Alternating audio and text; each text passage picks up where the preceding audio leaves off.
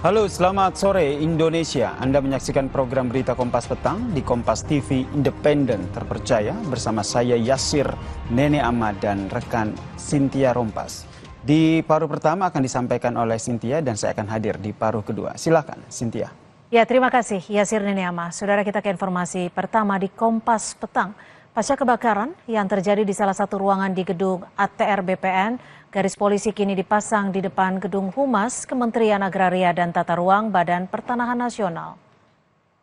Petugas Pusat Laboratorium Forensik Puslapfor Mabes Polri mendatangi kantor Agraria dan Tata Ruang Badan Pertanahan Negara untuk mengidentifikasi penyebab kebakaran.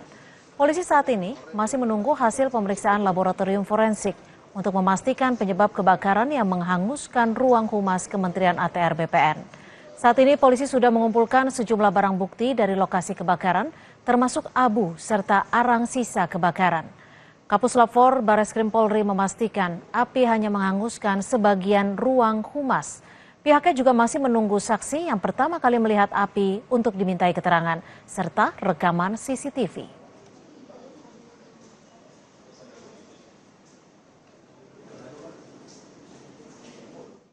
Ini ruangan humas, saya tidak tahu ya. Ini ruangan humas, yang jelas bentuk ruangan ini meja berhadap-hadapan dan ada kursi, ada kursi, ada kursi, ada kursi. Itu ada sekian baris.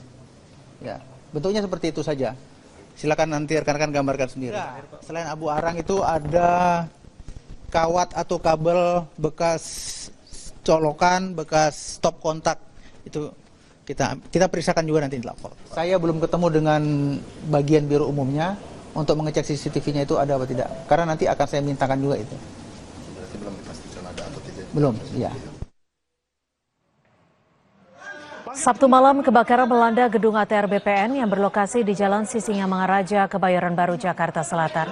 Menteri ATR BPN Nusron Wahid yang memantau langsung pemadaman api menyebut jika api berasal dari arus pendek listrik yang berasal dari komputer yang lupa dimatikan. Meski demikian, penyebab pasti kebakaran masih diselidiki. Nusron memastikan tidak ada korban luka maupun jiwa akibat kebakaran ini.